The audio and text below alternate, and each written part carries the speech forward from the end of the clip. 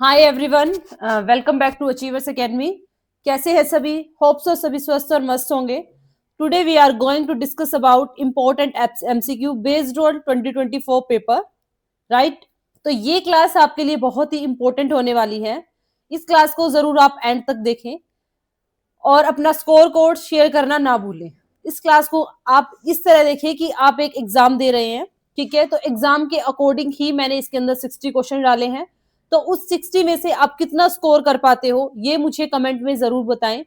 इससे आपको ये आइडिया हो जाएगा कि आप कहाँ पर स्टैंड कर रहे हो, आपकी कितनी तैयारी है, ठीक है। आपको कहाँ पर कौन सी आपकी वीकनेस है, कहाँ पर आपको इंप्रूव करने की जरूरत है। तो इसको बिल्कुल सीरियस लेकर इसको अटेम्प्ट करने की कोशिश करें। और ये जितने भी क्वेश्चंस हैं आपके इंपॉर्टेंट और मोस्ट एक्सपेक्टेड क्वेश्चंस हैं जो कि आपके एग्जाम के अंदर आपको देखने को मिल सकते हैं। तो यहां से हम क्वेश्चन नंबर 1 से लेकर 60 तक करेंगे और आप अपना स्कोर जो है वो कमेंट करेंगे कि किसके कितने स्टूडेंट हैं।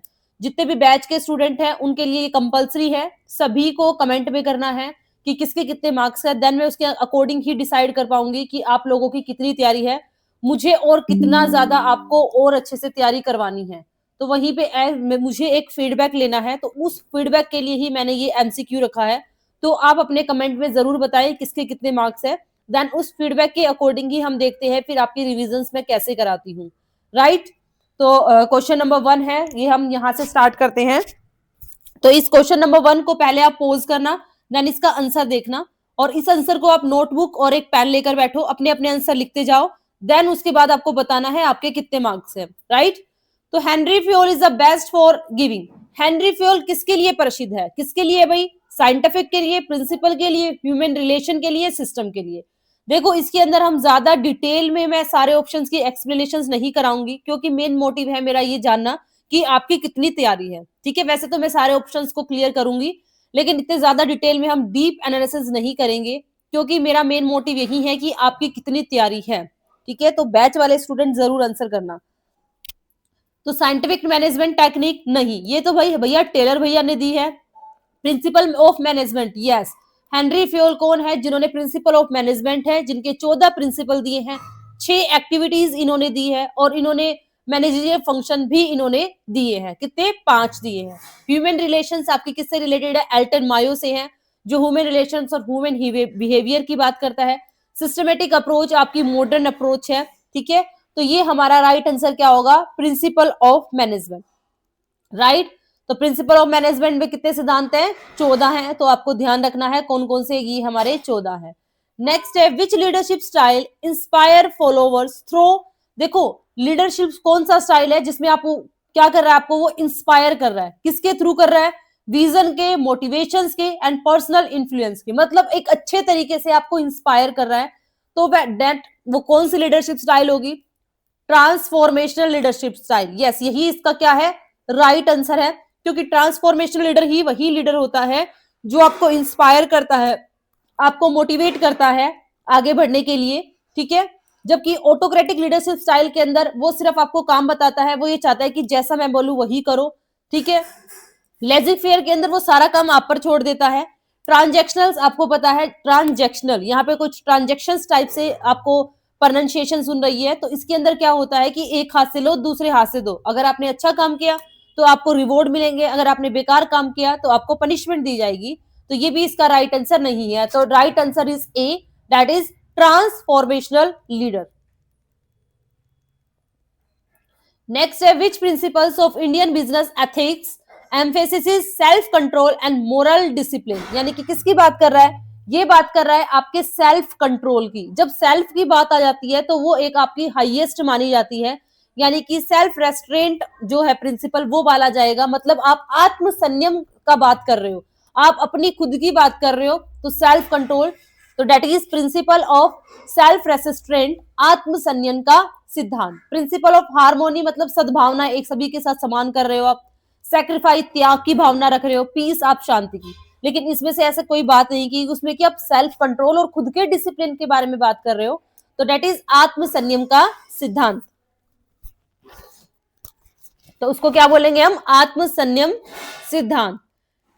नेक्स्ट है ADDI model, D stand for, देखो इसमें क्या होता है, पहले हम एनालाइज करते हैं, एनालाइज करने के अकॉर्डिंग, उसके बेस के अकॉर्डिंग हम क्या करते हैं, डिजाइन करते हैं, मतलब एनालाइज को डिजाइन के रूप में करते हैं। डिजाइन क्या होता है, एक तरह से होता है ना, एक रफ चीज तैयार कर देना, तो डेट इज डिजाइन। तो डिजाइन किसके बाद आता है, आपने विश्लेषण कर लिया, उस विश्लेषण के आधार पर आपने एक डिजाइन तैयार कर लिया, एक रूपरेखा बना दी, ठीक है।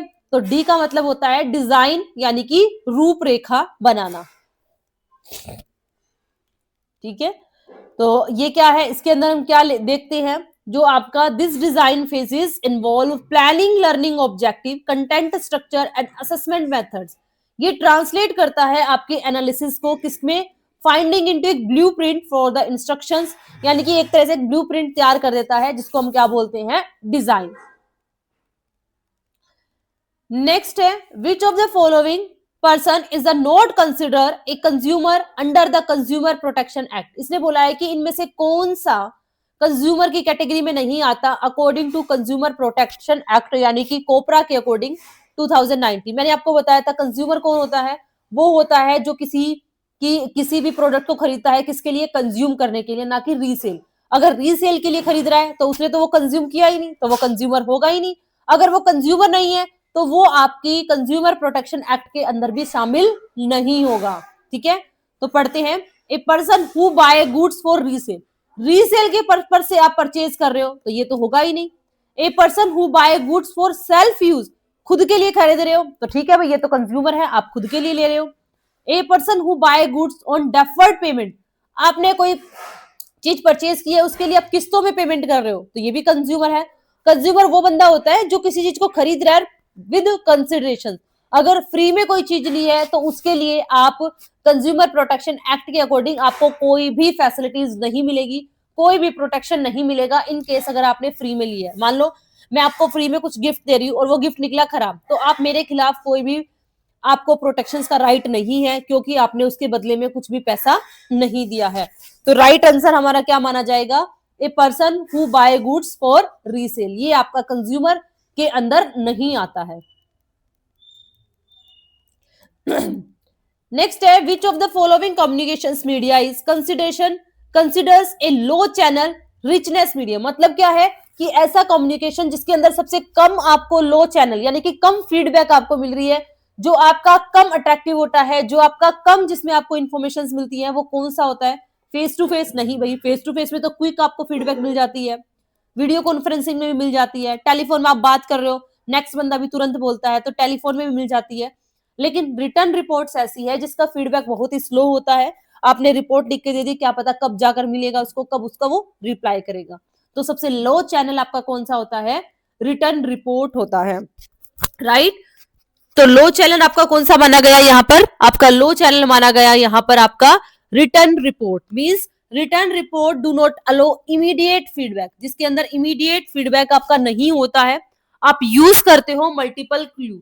क्योंकि इसके अंदर किसकी सबसे ज्यादा प्रॉब्लम दिखती मिलती है आपको, लैक ऑफ पर्सनल इंटरेक्शन। इसके अंदर पर्सनल इंटरेक्शन नहीं होता है।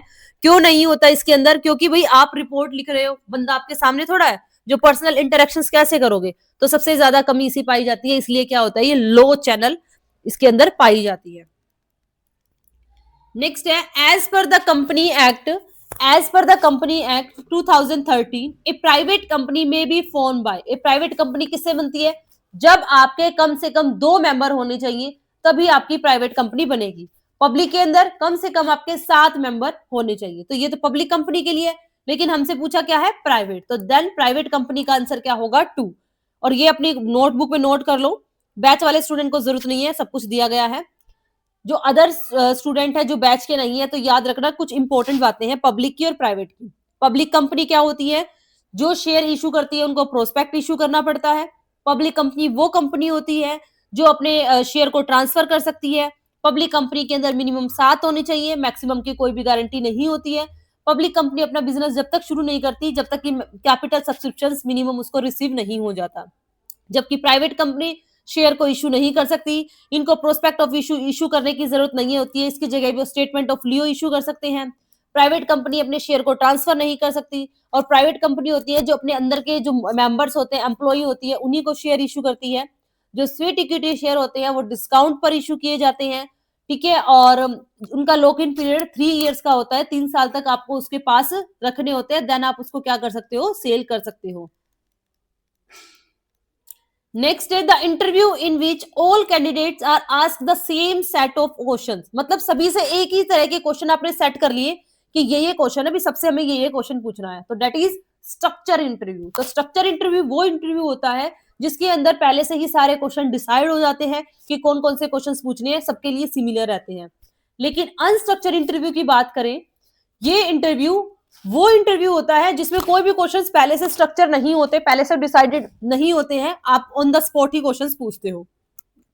स्ट्रेस इंटरव्यू मतलब आप इंटरव्यूअर से ऐसे ऐसे क्वेश्चंस पूछ रहे हो, ऐसी प्रॉब्लम में उसके अंदर फंसा देते हो जो उसके लिए एक स्ट्रेस बन जाता है, जिससे निकलना बहुत मुश्किल हो जाता है।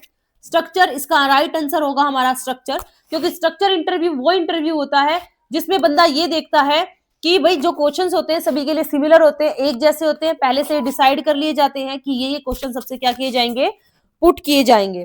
दैट है बिहेवियरल इंटरव्यू। बिहेवियरल इंटरव्यू वो इंटरव्यू होता है जो उनके हाव भाव, उनकी ऑब्जर्वेशन है, उन चीजों को देखता है। ठीक है, तो इस क्वेश्चन का राइट आंसर होगा आपका स्ट्रक्चर इंटरव्यू। नेक्स्ट है the number of different product line offer by company is known as different product line. मैंने आपको बताया था जितनी भी प्रोडक्ट लाइन है 1 2 3 4, तो इनको हम काउंट करते हैं तो दैट इज प्रोडक्ट विथ। ठीक है, उसको उत्पाद चौड़ाई बोली जाती है। जहां पर नंबर ऑफ प्रोडक्ट लाइन की बात आ जाती है तो वो आपकी उत्पाद की चौड़ाई होती है। ठीक है, ये वाली चौड़ाई। अगर किसी प्रोडक्ट लाइन की वर्टिकल बात करते हैं, अभी एक ही लाइन की बात कर रहे हैं, उसकी लेंथ की बात कर रहे हैं, तो वो किसके अंदर आता है, प्रोडक्ट लेंथ। अगर उस लेंथ के अंदर नंबर ऑफ प्रोडक्ट की बात करते हैं तो आप प्रोडक्ट लेंथ बोलोगे कि भाई एक प्रोडक्ट लाइन के अंदर कितनी प्रोडक्ट्स हैं। आप नंबर ऑफ की बात कर रहे हो, किसकी, प्रोडक्ट की, ना कि प्रोडक्ट लाइन की, तो प्रोडक्ट लेंथ आंसर होगा। डेप्थ कब होगा, जब एक ही प्रोडक्ट लाइन के अंदर उसके डिटेल में जा रहे हो, मतलब शूज है उसके अंदर, शूज कितने कितने साइज के हैं, तो दैट इज प्रोडक्ट डेप्थ। तो इसका आंसर क्या पूछा है कि number of different product line, number of product line पूछा है। नंबर ऑफ प्रोडक्ट पूछते तो प्रोडक्ट लेंथ था, लेकिन यहां पर पूछा है नंबर ऑफ प्रोडक्ट लाइंस, यानी कि सारी लाइंस का अगर हम टोटल कर देते हैं तो वो आपका क्या बोला जाता है, प्रोडक्ट विथ बोला जाता है, जिसको हम बोलते हैं उत्पाद चौड़ाई। राइट। नेक्स्ट है which model of training evaluation focusing on 4 level, मतलब ट्रेनिंग का मूल्यांकन है जो 4 लेवल को करता है, दैट इज आपकी कौन सी होती है, क्रिपैट्रिक मॉडल होता है। क्रिपैट्रिक मॉडल वो मॉडल होता है जो आपकी ट्रेनिंग वैल्यूएशन से रिलेटेड होता है, जिसमें इवैल्यूएशन 4 चीजों पर फोकस करता है। किस पर, रिएक्शंस पर, लर्निंग पर, बिहेवियर पर और आपके रिजल्ट पर। इन 4 चीजों पर फोकस करता है आपका ट्रेनिंग इवैल्यूएशन, वो होता है आपका क्रिपैट्रिक्स मॉडल्स। ठीक है, तो क्रिपैट्रिक्स मॉडल्स कौन सा होता है, most widely used framework for the training evaluations. Training it's evaluate training effectiveness at the 4 progressive level, 4 he level इसके अंदर यूज किए जाते हैं, जिससे आपको एक आउटकम होता है, वो अच्छा रिजल्ट निकल कर आता है। According to the RN centres bookkeeping is concern mainly with, यानी कि बुक कीपिंग किससे होती है, बस आपको किससे रिकॉर्ड होता है, रिकॉर्ड को ट्रांजेक्शन्स करना, जो भी आपकी ट्रांजेक्शन्स हुई है उनको रिकॉर्ड करना। क्या बुक कीपिंग के हम अंदर एनालाइज करते हैं, नहीं करते। क्या बुक कीपिंग से हम इंटरप्रिटेट करते हैं, नहीं करते। बुक कीपिंग का सिंपल काम होता है कि जो भी आप ट्रांजेक्शन्स कर रहे हो उनको रिकॉर्ड करना, दैट्स इट। एनालाइज नहीं करते, इंटरप्रिटेशंस नहीं करते, सिर्फ और सिर्फ क्या करते हैं, रिकॉर्ड करते हैं हम क्या, अपनी ट्रांजेक्शन्स को। फाइनल अकाउंट नहीं, फाइनल अकाउंट किसके अकॉर्डिंग प्रिपेयर किए जाते हैं, आपके trial balance. Trial balance helpful होता है आपके फाइनल अकाउंट को बनाने में। नेक्स्ट क्वेश्चन है under the sinking fund method the interest earn on the investment. Interest, sinking fund method क्या होता है भाई, जब आपको पता है आपको एंड में डिबेंचर रिडीम करने हैं, उसकी पेमेंट करनी पड़ेगी, तो एकदम से आप कहां से इतना सारा पैसा लाओगे, तो आप क्या करते हो, एक सिंकिंग फंड बनाते हो, हर साल एक अमाउंट अपनी कहां रखते हो, सिंकिंग फंड में रखते हो, फिर उससे सिंकिंग फंड से जो इंटरेस्ट मिलता है उस इंटरेस्ट को फिर से आप इन्वेस्ट करते हो बाहर। सिंकिंग फंड का जो पैसा है उसको बाहर इन्वेस्ट करते हो, उससे इंटरेस्ट आता है, उस इंटरेस्ट को फिर बाहर इन्वेस्ट करते हो, फिर आपके और पैसे इकट्ठे हो गए, फिर उसको वापस सिंकिंग फंड में लेकर आते हो, फिर उस सिंकिंग फंड का पैसा फिर इन्वेस्ट करते हो। तो ऐसे ऐसे आपकी इंटरेस्ट रेट बढ़ता नहीं गया, इंटरेस्ट बढ़ता गया ना कि स्टार्टिंग में कम फिर ज्यादा क्यों ज्यादा होता गया, क्योंकि हमारे फंड ज्यादा होते रहे। उन फंड सारे, पहले हमारा फंड कम था, फिर मान लो हमें इंटरेस्ट मिल गया, फिर विद इंटरेस्ट के साथ हमने वो फंड फिर से इन्वेस्ट कर दिया, तो क्या होती है जो आपका इंटरेस्ट होता है ना वो इंक्रीज होता जाता है एवरी ईयर।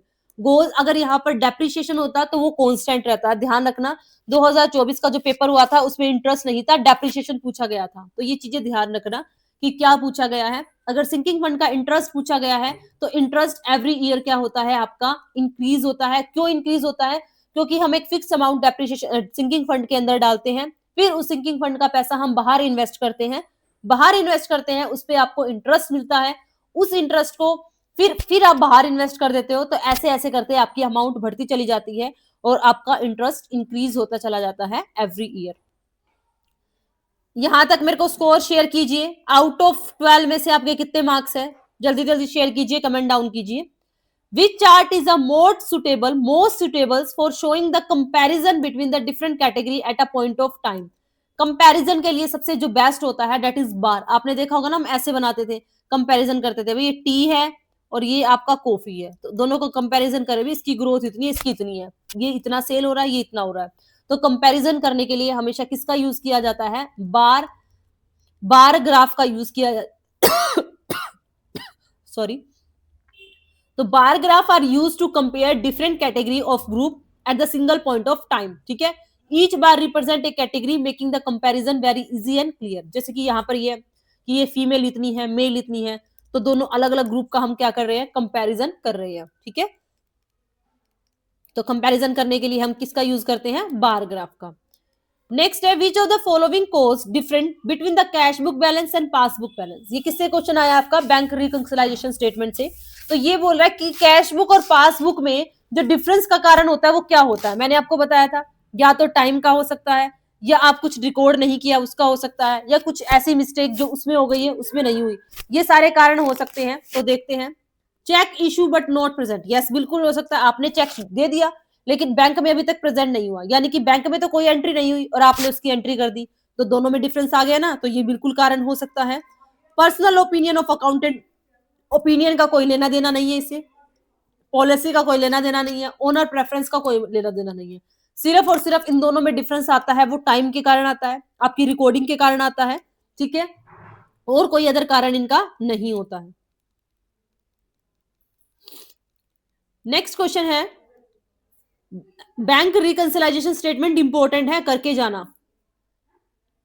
अगर मैंने जो 60 क्वेश्चंस हैं ये जो, इसमें से अगर किसी स्टूडेंट के 55 प्लस आते हैं तो देन उनकी अच्छी प्रिपरेशन चल रही है। जरूर मुझे कमेंट करना, उसी के अकॉर्डिंग मैं बताऊंगी आपको कौन स्टूडेंट कितना चल रहा है, उसी के अकॉर्डिंग फिर देन मैं भी देखती हूँ आगे का स्टेप क्या लूं, कैसे आपको रिवीजन कराऊं, क्योंकि मेरे को ये है कि किसी भी हाल में मुझे बेस्ट रिजल्ट चाहिए है, आपका रिजल्ट अच्छा आना चाहिए, तो मैं देखती हूँ फिर मैं आगे क्या करती हूँ।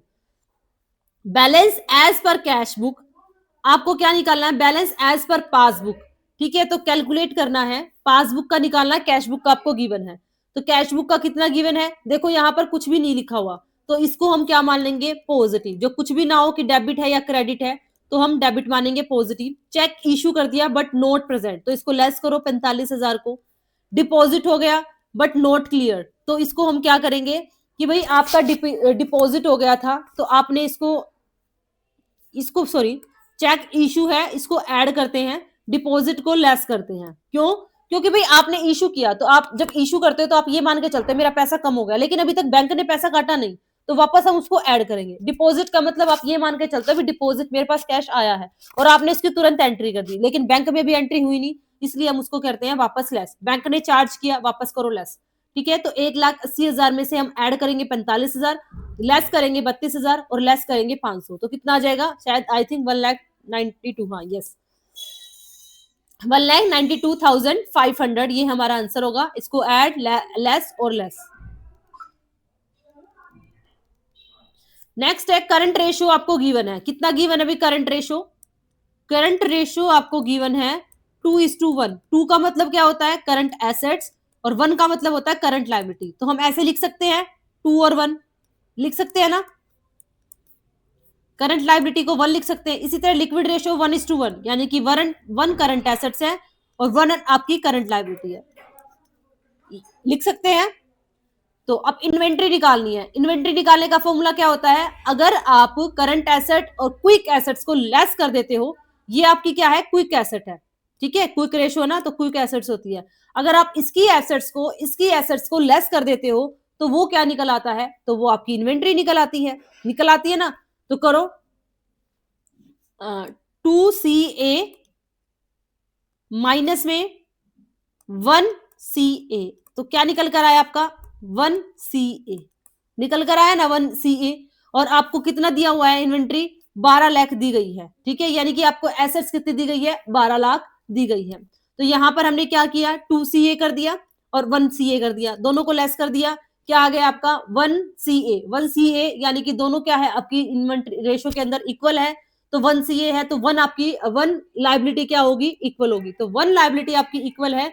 तो जब हमने ये निकाला, क्या किया हमने, करंट एसेट्स और क्विक एसेट, ये फॉर्मूला होता है ना इन्वेंट्री निकालने का, मैंने आपको क्या बताया, करंट एसेट्स माइनस में लिक्विड एसेट्स, ठीक है। करंट 2CL और 1L, इसको हम लेस कर देंगे, क्यों किया लेस, हमने लेस करके हमने हमारी क्या निकल आई, करंट लायबिलिटी निकल आई, कितनी की, 12 लाख की। जब आपके मान ले कि चालू दायित्व आपने हमने क्या मांगा था, 2CL क्या माना था हमने, 1 माना था, तो इन दोनों को जब आप लेस करोगे तो 1 ही तो निकल कर आएगा। तो 1 करंट लायबिलिटी आपकी कितनी होगी, आपको कितना दिया गया है, 12 लाख दिया गया। तो ये करंट लायबिलिटी क्यों मानी हमने इसको, क्योंकि देखो क्यों माना इसको हमने, 2CA 1CA, ये लेस करते हैं, हम कैसे निकालते हैं करंट लायबिलिटी को, करंट लायबिलिटी जब आपको निकालनी है तो कैसे निकालते हैं हम करंट लायबिलिटी को, वर्किंग कैपिटल निकालते हैं ना, हमें वर्किंग कैपिटल गिवन होती है, ठीक है, और एक हमारी लायबिलिटी है और एक हमारी एसेट्स है। जब एसेट्स में से हम क्या लेस कर देते हो, कैपिटल को लेस कर देते हैं, तो हमारी क्या निकल आती है, करंट लायबिलिटी निकल आती है, ठीक है। तो इन दोनों का डिफरेंस हमारा क्या होता है, क्विक एसेट्स और ये एसेट्स। तो हमने कितनी मान ली, जब हमारे पास 2A था, ये क्या था, करंट एसेट्स, ये क्या होती है हमारी करंट लायबिलिटी, करंट लायबिलिटी हमारे पास यहाँ पर 2CA होगी, करंट एसेट 2CA हो गया, और ये हमारे पास होगी 1 क्या होगी, हमारी करंट लायबिलिटी हो गई, ठीक है। तो करंट लायबिलिटी कितनी आ गई, हम दोनों दो में से 1 लेस करेंगे तो कितनी आ गई 1CA, और 1CA इक्वल टू किसके मान लेंगे, इन दोनों का जो डिफरेंस आता है वो क्या होती है, हमारी इन्वेंट्री होती है।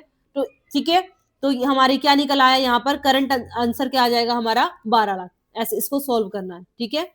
फॉर्मूला क्या लगाना है, करंट एसेट्स माइनस में करंट लायबिलिटी, कर लोगे फॉर्मूला, दोनों को लेस करोगे, और करंट लायबिलिटी हमें किसके इक्वल होती है, ये करंट लायबिलिटी के, करंट लायबिलिटी ऑलरेडी हमें गिवन है कितनी, 12 लाख, और वही हमारी क्या हो जाएगी, inventory. Interest on debenture is payable even when the company has, interest on debenture मैंने आपको बताया था, चाहे कंपनी को लॉस हो चाहे कंपनी को प्रॉफिट हो, इंटरेस्ट ऑन डिवेंचर आपको ऑलवेज देना ही पड़ेगा, चाहे कंपनी प्रॉफिट कमा रही हो, चाहे कंपनी लॉस में हो, चाहे कंपनी कैसी भी हो, आपको इंटरेस्ट ऑन डिवेंचर मस्ट है, वो आपको देना ही पड़ेगा। तो that is all of the above, इसका क्या होगा, आंसर होगा।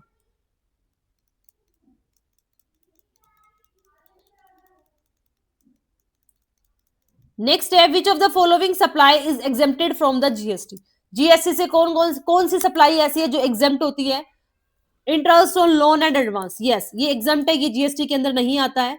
Sell goods with in state आती है, इंटर स्टेट आती है, सर्विस आती है, ये सारी चीजें आपकी आती है, इंपोर्ट आता है ना, तो ये सारी चीजें आपकी जीएसटी के अंदर शामिल होती है, लेकिन interest loan and advance GST के अंदर शामिल नहीं होता है आपका।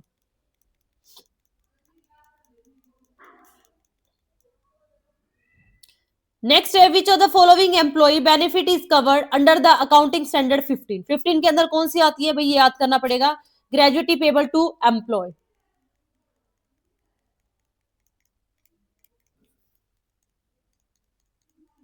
टेलीग्राम पर मैं ये आपको सेंड कर दूंगी, डोंट वरी, बट मेरे को स्कोर कार्ड आप शेयर करना किसके कितने हैं। अब है कॉस्ट ऑफ एसेट्स, आपको कितनी दे रखी है, 3,60,000, माइनस कर देंगे इसमें से कौन सी आपकी रेड्यूजल वैल्यू यानी कि स्क्रैप वैल्यू कितनी है, 60,000, तो लेस कर देंगे तो कितना आ गया आपका 3 लाख, 3 लाख को डिवाइड कर देंगे 12 से, फॉर्मूला याद है ना क्या आपको, ठीक है। टोटल जो इसकी कॉस्ट है माइनस में स्क्रैप वैल्यू डिवाइडेड बाय में नंबर ऑफ ईयर, तो स्क्रैप वैल्यू आपको गिवन है 60,000, 3,60,000 में से 60,000 लेस करो 3 लाख, 3 लाख को 12 से डिवाइड कर दोगे तो आपका क्या निकल आएगा 25,000, तो 25,000 क्या है आपका एनुअल इंटरेस्ट है। नेक्स्ट है, a firm has a net profit margin, कितना है, इतना, एसेट टर्नओवर रेशियो आपको गिर रखा है, रिटर्न और एसेट डालने, तो दोनों को मल्टीप्लाई कर दो, सिंपल सी बात है। 4.25 है, इसको मल्टीप्लाई करो, ठीक है। परसेंटेज है 100 कर दो, इसको 1 से लिया आओ, करो 8%। ओके ओके ओके, इसकी कट करके 10 0 परसेंटेज है, इसका 100 कर दो, तो इसको कट करो, कितने परसेंट आ जाएगा? अगर परसेंट में निकाल तो परसेंट में रहने देना, तो कितना आ जाएगा? 10%। दोनों को क्या करना है? हमें मल्टीप्लाई करना है। Profit is defined as profit. Profit क्या होता है? जो आपके खर्चों से खर्चे खुर्चे निकालकर जो इनकम बचती है, उसी को तो बोलते हैं प्रॉफिट। टोटल रिवेन्यू नहीं, excess income over the expenses. Yes, expenses से ज्यादा अगर आपकी इनकम आती है, भाई खर्चे निकालने के बाद भी आपको कुछ बच रहा है, तो वो आपका क्या होता है? प्रॉफिट होता है। Amount receive from the operating activity नहीं, increase in asset value only नहीं, आपके खर्चों से ज्यादा जो आपकी इनकम होती है, तो उसको बोलते हैं हम क्या? प्रॉफिट। राइट, नेक्स्ट है propose dividend became a liability of the company only, यानी कि प्रस्तावित लाभांश कंपनी की देनदारी कब बनती है? ठीक है, कब बन जाती है? कब बन जाती है भाई? जब आप उसको एनुअल जनरल मीटिंग के अंदर अप्रूवल कर देते हो, तो अब तो आपको उसको देना ही पड़ेगा, देन ये आपकी लायबिलिटी बन जाती है। जब आप बोर्ड में नहीं, ऑडिटर में नहीं, अप्रूवल कर देते हो इन एनुअल जनरल मीटिंग में, तो देन ये आपका ऐसा हो गया है कि आपको ये क्या करना पड़ेगा? पे करना पड़ेगा। तो ये आपकी क्या बन जाती है? लायबिलिटी बन जाती है।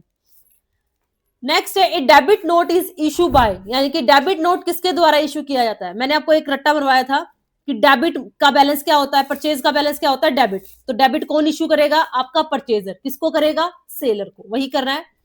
बायर टू सेलर, अगर यहां पर क्रेडिट होता तो आप क्या लिखते हैं? क्रेडिट किसका बैलेंस होता है? सेल का। सेलर है तो सेलर होगा, तो सेलर इशू करता है, लेकिन यहां पर पूछा है डेबिट, तो कौन इशू करेगा? बायर। किसको इशू करेगा? सेलर को।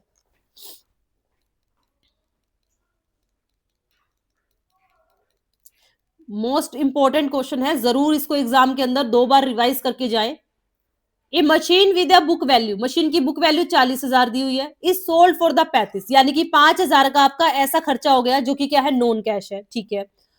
How will be the loss treated in the cash book from the cash flow statement under the operating? खाली क्या पूछा है? Operating activity. अगर ये पूछते कि 40,000 है, 35,000 को कहां दिखाओगे? तो 35,000 तो आपने कोई चीज बेची है, यानी कि इन्वेस्टमेंट था, तो इन्वेस्टमेंट कोई भी सेल, कोई भी प्रॉपर्टीज होती है, मशीन होती है, उसको सेल्स परचेज करते हैं, तो किसमें जाता है? इन्वेस्टिंग के अंदर। और उससे कोई भी लॉस और प्रॉफिट होता है, किसके अंदर जाता है? ऑपरेटिंग के अंदर।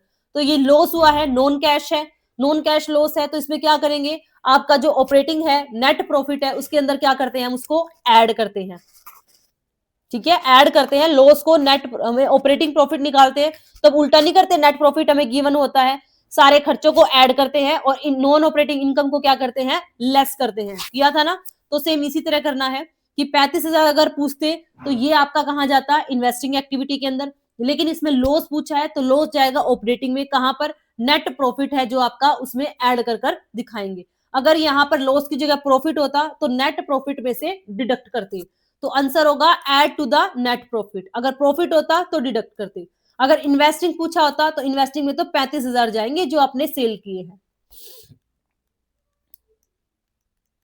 ठीक है। एक्सप्लेनेशन बता देती हूं क्यों गया, क्योंकि loss on sale of the fix asset is a non cash item under the indirect method, such loss is added back to the net profit in operating activity, the actual cash receive from the sale is show under the investing.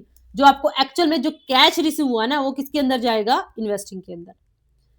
Next है forfeitures 50 share 10 each fully called up, ठीक है, on which 6 share has been be paid, यानी कि 6 paid किए हैं, यानी कि 50 में से 6 क्या किए हैं? सिंपल सा मेरा फंडा जो मैंने करा है वैसे करना। शेयर कैपिटल, कैपिटल में कितने जाएंगे? जो कॉल मांगे हैं, 50 मल्टीप्लाई में 10, यानी कि 500। फिर 6 शेयर जो पे कितने किए? 6। जो पे नहीं किए, कितने नहीं पे किए भी? 50 को मल्टीप्लाई कर देंगे, 6 है, 6 में से 4, 4 पंजे 20, 200 पे नहीं किए, जो पे कर दिए उसको क्या कर लेते हैं हम? फॉरफीचर, फॉरफीचर कर लेते हैं जो पे किए हैं, ठीक है।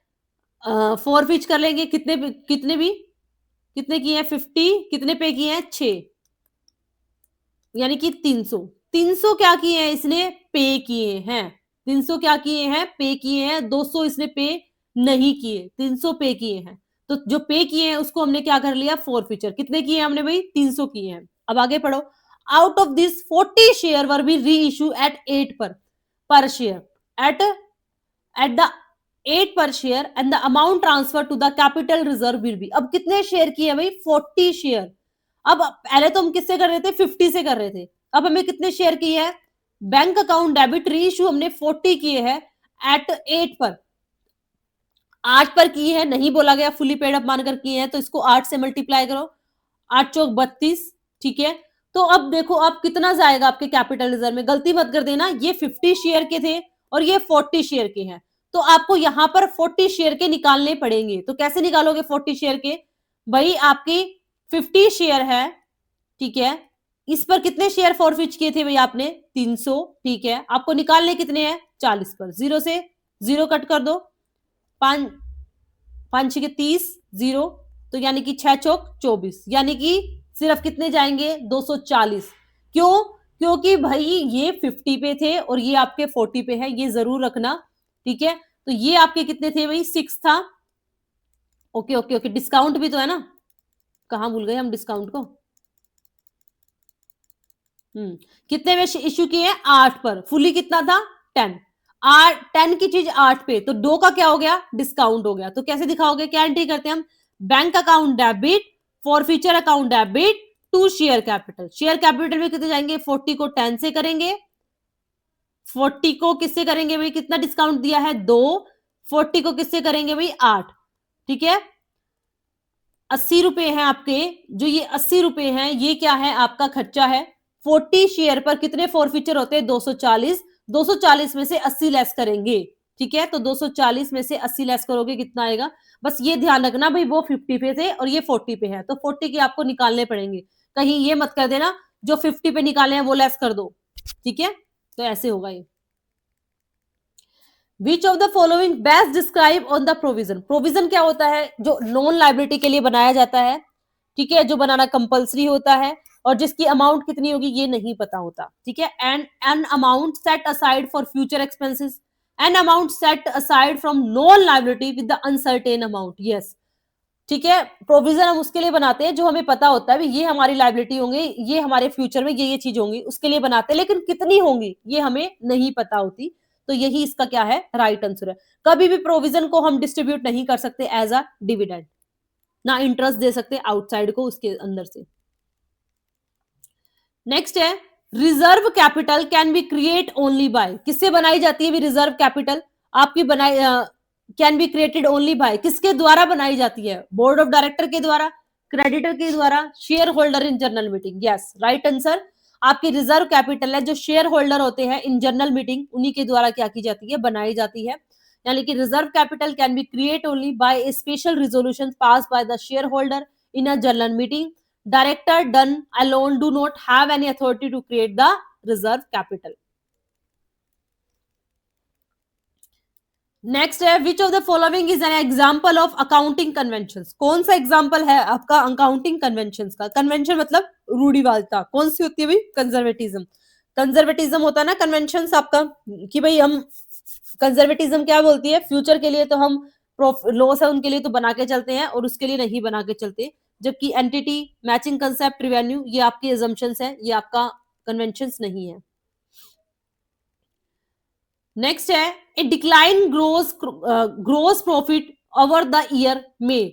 मतलब आपका प्रॉफिट कम हो रहा है, क्यों हो रहा है, या तो आपके खर्चे बढ़ रहे होंगे या आपका जो प्राइस है वो कम हो गया होगा, ये दो ही कारण हो सकते हैं ना। मान लो सिंपल सा पूछूं मैं आपको भी, आपको प्रॉफिट लॉस हो रहे हैं तो आप क्या कहोगे, मैडम मेरे खर्चे ज्यादा हो रहे हैं, या फिर आप बोलोगे मैडम सेल ही नहीं हो रही, या फिर आप बोलोगे मैडम प्राइस बहुत कम चलेगी, कुछ मिल ही नहीं रहा। तो यही चीजें हो सकती हैं, तो देखते हैं। रिडक्शन इन सेलिंग प्राइस और increase in the cost of goods. Yes, ये हो सकता है, अभी खर्चे बढ़ रहे हैं आपके और आपका प्राइस कम हो रहा है, तो ये कारण हो सकता है आपको प्रॉफिट आपका गिर रहा होगा। इंप्रूव इन कॉस्ट कंट्रोल, अगर इंप्रूव हो रहा है तो आपका तो प्रॉफिट बढ़ेगा घटेगा थोड़ा। इंक्रीज इन ऑपरेटिंग एफिशिएंसी, अगर एफिशिएंसी अच्छी है तो प्रॉफिट बढ़ेगा घटेगा थोड़ा। बेटर प्राइस, अगर आपकी प्राइस स्ट्रेटेजी अच्छी है तो प्रॉफिट आपका बढ़ेगा घटेगा थोड़ा। तो राइट आंसर होगा ए।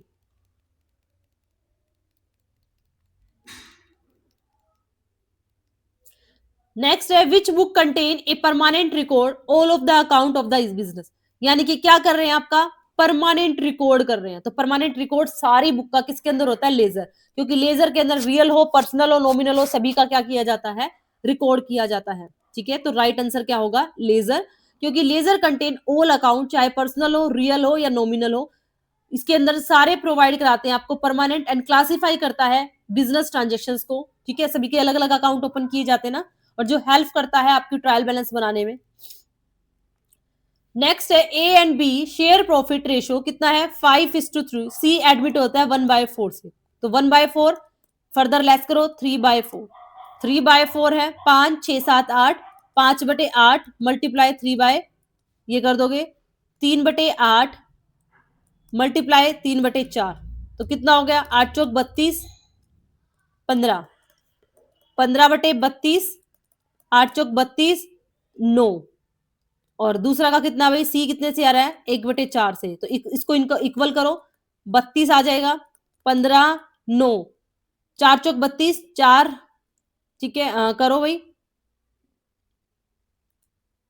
32 और 4, 4 कितना है भाई, हाँ 8,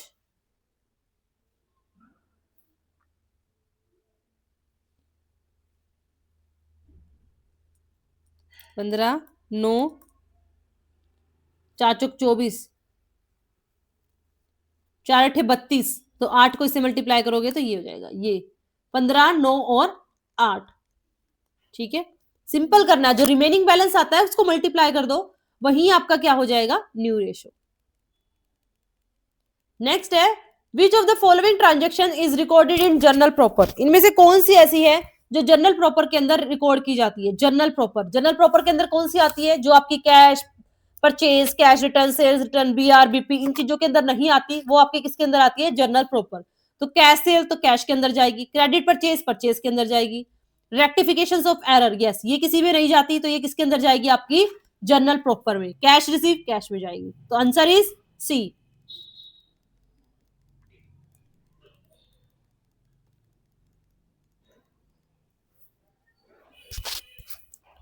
नेक्स्ट है X Y Z are the partner sharing profit ratio 5:3:2, Z have die, कब मर गया, 31 अगस्त को, यानी कि कब ज्वाइन किया था उसने, प्रॉफिट एंड कब हो रहा है, 31 मार्च को, यानी कि उसको कितना मिलेगा, डाई हो गया वो 31 को, तो अप्रैल मई जून जुलाई अगस्त, यानी कि 5 महीने। ठीक है, तो 5 महीने का जो प्रॉफिट आपको दे रखा है 36,000, ये ठीक है, तो निकालो भाई इसका प्रॉफिट, आप कितना निकालोगे, सिर्फ और सिर्फ 5 महीने का, क्यों, क्योंकि 5 महीने के 31 के बाद तो उसने काम किया ही नहीं, वो तो चला गया, तो अप्रैल मई जून जुलाई अगस्त, तो 5 महीने के उसको मिलेगा 12, तो 5 महीने का प्रॉफिट निकालो कितना हो गया, ये 36, 15, 45, ये है, इसमें से 12 महीने 5 महीने का प्रॉफिट आपका ये निकल कर आया। अब इसमें से जेड का हिस्सा कितना होगा, जेड का कितना हिस्सा होगा भाई, 5, 5 और 3 8, 8 और 2 10, तो 2/10, 2/10 है, तो इसमें से जेड का हिस्सा निकाल लोगे। सबसे पहले आपको क्या निकालना है कि 5 महीने का प्रॉफिट कितना है, तो ये 5 महीने का प्रॉफिट तो सबका है, इसमें से हमें हिस्सा कितना निकालना, किसका निकालना है, जेड का। जेड का कैसे निकालोगे, 2/10 आपको गिवन है, तो इसको काट के 1/5 कर लो। ठीक है, तो इसको इससे मल्टीप्लाई करोगे 15,000, 15,000 1/5, तो आंसर कितना आ जाएगा, 3,000, क्योंकि आप क्या निकालोगे,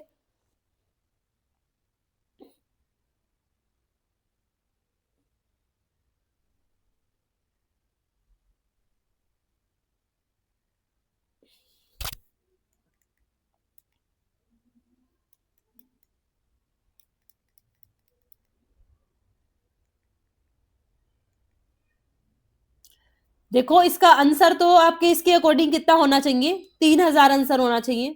ठीक है, लेकिन करेक्ट आंसर इसके अंदर जो ऑफिशियली जहां से ये लिया गया है उसके अंदर 48 है। क्यों, क्योंकि इसके अंदर जो अकाउंटिंग ईयर अजम्पशंस है ना आपकी, कि भाई आपका अकाउंटिंग ईयर्स अप्रैल से स्टार्ट होकर हम 31 मार्च तक करते हैं, उनके बेस पर लिया गया है, तो आपका करेक्ट आंसर इन्होंने 48 उसके अकॉर्डिंग लिया है। ठीक है, क्योंकि यहाँ पर इन्होंने ये नहीं लिया ना सीधा, फिर इसका रेशो इसके अंदर निकाला गया है। नेक्स्ट है if any person furnished may false or indirect particular and supersedes material informations in documents filed with the registrar during the company register, he shall the punishable for the fraud under the which section. अगर कोई भी company है जो उसकी information है दस्तावेज register से गलत जानकारी देता है तो उसको किसके सेक्शन के अकॉर्डिंग फ्रॉड माना जाएगा, तो वो है आपका section I think number A, section 447. Yes, section 447 है, उसके अकॉर्डिंग वो क्या माना जाएगा, फ्रॉड माना जाएगा. If a company is incorporated by furnishing false informations by superseding material fact and the registered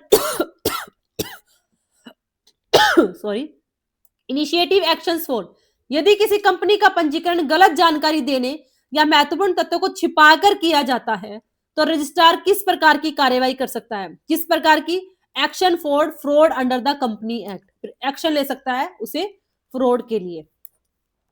ठीक है, अगर आप कोई भी ऐसी गलती करते हो. नेक्स्ट है one of the major advantage of computerized accounting system. Advantage बतानी है, इंक्रीज पेपर वर्क, तो ये तो डिसएडवांटेज है. फास्टर डेटा प्रोसेसिंग, आपका काम बहुत फास्ट कर देता है, यस ये एडवांटेज है. एलिमिनेशन ऑफ अकाउंटिंग प्रिंसिपल, आपके जो प्रिंसिपल है, सिद्धांत है, उनकी समाप्ति करता है, तो ये तो डिसएडवांटेज है. कंप्लीट रिमूवल और ह्यूमन इन्वॉल्वमेंट, मनुष्य की हस्तक्षेप को समाप्त कर देता है, तो ये भी डिसएडवांटेज है. तो एडवांटेज आपकी क्या है, फास्टर डेटा प्रोसेसिंग, आपके काम को क्या कर देता है, फास्ट कर देता है.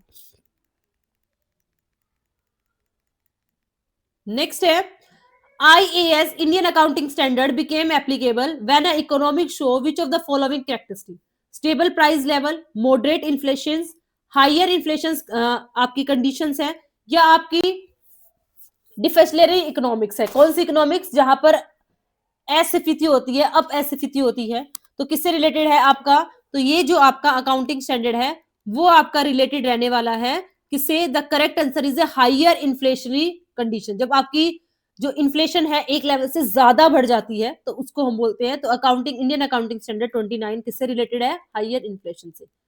इक्विटी रेशियो इज कैलकुलेट, कैसे इक्विटी रेशियो कैलकुलेट होता है, जब आप शेयर होल्डर फंड को टोटल एसेट से डिवाइड कर देते हो तब आपका क्या निकल आता है, इक्विटी शेयर. तो और ऑप्शन देखने की जरूरत ही नहीं है, राइट आंसर हमारा हो जाएगा ये.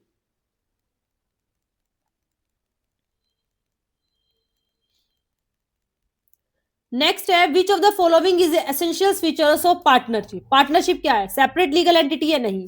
क्यों, क्योंकि पार्टनरशिप का रजिस्ट्रेशन तो कंपलसरी है ही नहीं.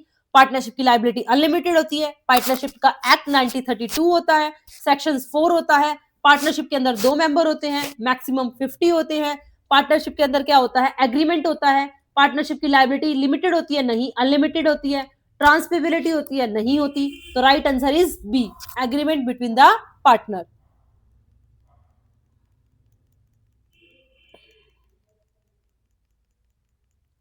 नेक्स्ट है which model of training evaluation emphasis continue feedback and improvement. ऐसा कौन सा ट्रेनिंग इवेल्युएशन है जो कंटिन्यू फीडिंग एंड, देखो अगर ट्रेनिंग इवेल्युएशन 4 लेवल पूछा गया हो तो उसका आंसर क्या गया, क्या किया था हमने किया था क्रिपैट्रिक मॉडल.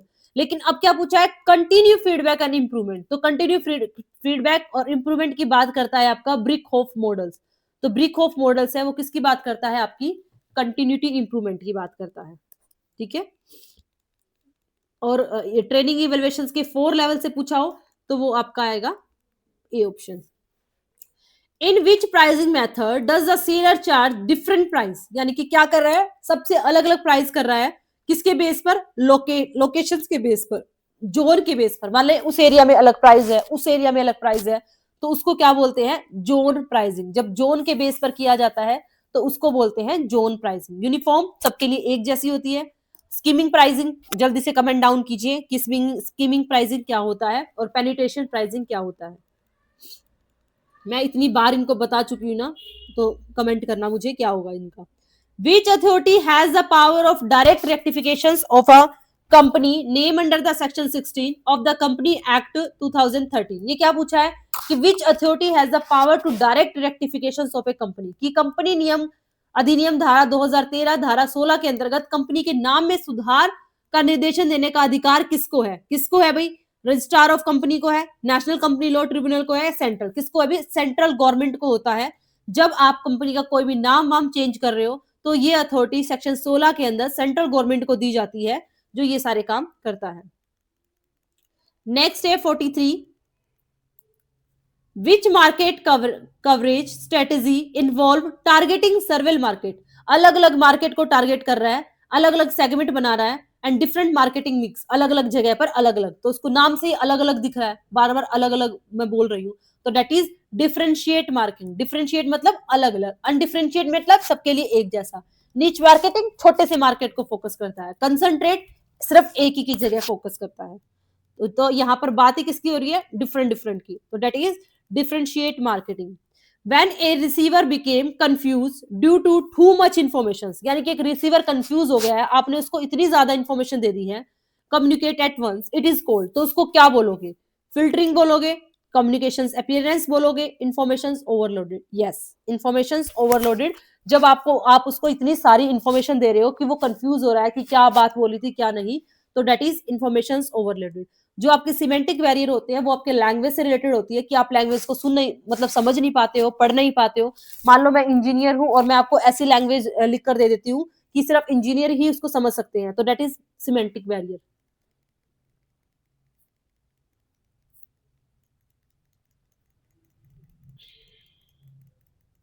नेक्स्ट है, as per the expectancy theory, किसने दी थी, विक्टर वुम ने। They believe that performance will lead to certain outcomes और रिवार्ड। परफॉर्मेंस और रिवार्ड्स का रिलेशन किसके साथ होता है, वो होता है आपका इंस्ट्रूमेंटेलिटी के साथ। एक्सपेक्टेंसी, इंस्ट्रूमेंटेलिटी और बैलेंस। बैलेंस का होता है भी वैल्यू से, मतलब आपको जो रिवॉर्ड मिला है कितना अच्छा है, ठीक है। तो राइट आंसर इसका क्या होगा, इंस्ट्रूमेंटेलिटी। इंस्ट्रूमेंटेलिटी का रिलेशन होता है कि आपने जो परफॉर्मेंस की है उसके साथ आपका रिवॉर्ड जुड़ा है। ये मैं आपको बहुत बार करा भी चुकी हूँ। नेक्स्ट है, an entrepreneur who carefully analyse. देखो एनालाइज की बात हो रही है इसके अंदर, अगर आप क्वेश्चंस को भी डिटेल में अच्छे से पढ़ते हो ना, तो क्वेश्चंस के अंदर ही आपको आंसर मिल जाता है। Situations and take decision only after proper evaluations. अब आपको डिसीजन लेना है इवेल्युएशंस कर कर, मूल्यांकन कर कर, तो उसको एनालाइज नहीं करोगे, तो दैट इज एनालाइज्ड, विश्लेषणात्मक। यही इसका राइट आंसर है। पूरे अगर आप क्वेश्चंस को भी एक और दो बार अच्छे से पढ़ते हो ना, तो वहीं से आंसर निकल आता है। नेक्स्ट है, the firm that has the largest market share and industry is known as. जिसका इंडस्ट्री में, मार्केट में बहुत ज्यादा शेयर है, तो उसको बोलते हैं मार्केट लीडर। मार्केट लीडर के बाद आता है मार्केट चैलेंजर, जो मार्केट लीडर को टक्कर देता है, इसकी जगह लेना चाहता है। मार्केट चैलेंजर के बाद आता है मार्केट फॉलोवर्स, जो इनको फॉलो करता है। फॉलोवर के बाद आता है नीशर। नीशर कौन होता है भाई, अपने आप में खुश होता है, छोटे मोटा करता है, ज्यादा बड़ा नहीं करता ये।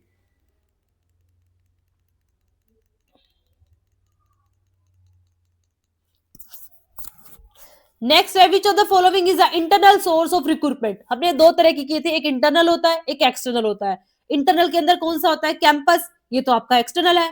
प्रमोशन, यस, आप अंदर ही अंदर करते हो, जो कंपनी के एम्प्लॉय होते हैं, जो अंदर पहले से ही काम कर रहे हो, तो yes that is the internal source. Advertisement outsource होता है। एम्प्लॉयमेंट भी आपका क्या होता है, एक्सटर्नल सोर्स होता है। तो right answer is promotion. Next है, in which business buyer behaviour model, कौन सा, बायर का behaviour models factor such as a economics condition. देखो अब कई स्टूडेंट बोलेंगे मैडम ये तो आपने कराया नहीं बायर बिहेवियर का, लेकिन मैंने आपको ये तो कराया ना कि अलग अलग तरह की कंडीशंस होती है, इंटरनल, इन्वायरमेंट और एक्सटर्नल। एक्सटर्नल के अंदर आपकी कौन सी आती है, यही आती है ना, लीगल, आपकी पॉलिटिक्स। इसमें पूछा क्या है, इकोनॉमिक्स। इकोनॉमिक्स कंडीशंस किसके अंदर आती है, आपकी इन्वायरमेंट के अंदर आती है। टेक्नोलॉजी किसके अंदर आती है, इन्वायरमेंट के अंदर आती है। तो राइट आंसर क्या होगा आपका, द इन्वायरमेंट ही तो होगा, ठीक है। इन्वायरमेंट के अंदर आपके कौन कौन से आते हैं, like economics, technology, politicals, cultures, ये सारे क्या है, इकोनॉमिक्स में होते हैं, जो आपके बायर के डिसीजंस को इनडायरेक्टली क्या करते हैं, इफेक्ट करते हैं। नेक्स्ट है, डिसीजंस रिगार्डिंग मिक्स डेब्ट और इक्विटी, किसके अंदर होता है भी, डेब्ट और इक्विटी का रेशो मैंने कराया था, कैपिटल स्ट्रक्चर। कैपिटल स्ट्रक्चर क्या बोलता है कि हम कहां से फाइनेंस ले, फाइनेंस डिसीजन। तो आंसर क्या होगा, फाइनेंस डिसीजन। कि भाई एक होती है डेब्ट और एक इक्विटी, इनका जब मिक्सचर, ऑप्टिमम मिक्सचर यूज करते हैं, तो वो कैपिटल स्ट्रक्चर होता है। तो कैपिटल स्ट्रक्चर क्या बोलता है कि हम फाइनेंस कहां से ले, डेब्ट से कितना ले, इक्विटी से कितना ले, तो that is finance decision. Investment decision ये लेता है कि पैसे आने के बाद उसको कहां पर इन्वेस्ट करें, शॉर्ट टर्म में करें या लॉन्ग टर्म में करें। शॉर्ट रन में करते हो तो दैट इज वर्किंग कैपिटल पर आप फोकस करोगे, लॉन्ग रन में करते हो तो दैट इज आप किस पर फोकस करोगे, कैपिटल बस्टिंग पे करोगे। डिविडेंड डिसीजन के अंदर ये लिया जाता है भी सब कुछ होने के बाद जो प्रॉफिट आता है उसको डिस्ट्रीब्यूट कैसे करें, कितना हम रिटेन के रूप में अपने पास रखें, कितना हम डिविडेंड के रूप में डिस्ट्रीब्यूट करें। ऑपरेटिंग डिसीजन कोई भी डिसीजन आपका नहीं होता है। नेक्स्ट है the central consumer protection authority is establish to, कहां पर एस्टेब्लिश होती है भाई, किसके लिए एस्टेब्लिश होती है, ये होती है कंज्यूमर के साथ जो अनफेयर ट्रेड प्रैक्टिस की जाती है उनके प्रोटेक्शन के लिए। तो सेटलिंग कंज्यूमर डिस्ट्रीब्यूट ओनली नहीं, खाली डिस्ट्रीब्यूट थोड़ा करता है, regulate consumer right and prevent unfair trade practice, that is the right definition of consumer protection authorities. ठीक है, रजिस्टर्ड कंपनी नहीं भाई, कंडक्ट कंपनी नहीं, कंपनी से कोई लेना देना नहीं होता, इसका ये कंज्यूमर के लिए होती है, जिसमें आपकी कंपनी भी कंज्यूमर हो सकती है। The learning theory which emphasis learning through reinforcement and punishment, ये सीडीपी का भी क्वेश्चन है और आपका ये कॉमर्स के अंदर भी आता है जब आप क्या पढ़ते हो, ओबी पढ़ते हो। तो री-इन्फोर्समेंट एंड पनिशमेंट ये बोलता है कि अधिगम का सिद्धांत जो पुरस्कार और दंड के माध्यम से, भाई अगर अच्छा करोगे तो पुरस्कार दे देंगे वरना दंड दोगे, सीखने पर बल देता है, तो वो कौन सा होता है, कोऑपरेटिव तो नहीं होगा क्योंकि ये तो माइंड से रिलेटेड होता है, सोशल लर्निंग नहीं होगी, बिहेवियर लर्निंग यस, तो व्यवहारिक अधिगम वो होता है जिसमें आपके व्यवहार के द्वारा ही ये दर्शाया जाता है भी आप अच्छा कर रहे हो तो आपको पनिशमेंट मिलेगी, अदरवाइज आपको क्या मिलेगा, रिवॉर्ड, किसके अकॉर्डिंग आप कैसा व्यवहार कर रहे हो। ठीक है, सेल्फ एफिशिएंसी आप खुद से ही खुद सीख रहे हो। नेक्स्ट है the Paris convention mainly deal with the dash protection, तो आपका जो पेरिस है वो किससे है डील करता है, मेनली वो डील करता है इंडस्ट्रियल प्रॉपर्टी से। ठीक है, तो right answer is industrial property. The Paris convention focus on protection of industrial property right, these include patent, trademark, industrial design and trades name. ठीक है, नेक्स्ट है the according to the Max Weber authority is an idea bureaucracy is based on, bureaucracy किसने दी थी, max weber ने। ये क्या बोलता है कि भाई लीगल रूल्स आपको फिक्स किए जाते हैं, होता नहीं अनुशासन निष्ठा, इनकी बात करता है। मोहब्बतें मूवी देखी होगी तो उसमें उसका जो पापा था लड़की का, ऐश्वर्या राय का, कितना स्ट्रिक्ट था, रूल्स रेगुलेशंस की बात करता है, तो वही सेम इसमें है। जो मैक्स वेबर है वो रूल रेगुलेशंस की बात करता है, लीगल के अकॉर्डिंग काम करता है, आपको कोई छूट नहीं देता, बाउंडेशंस में आप काम करते हो। तो पर्सनल लॉयल्टी नहीं होती, कैरिस्मेटिक लीडर नहीं होता, ये लीगल होता है, रैशनल अथॉरिटी की बात करता है, तो सी आंसर होगा।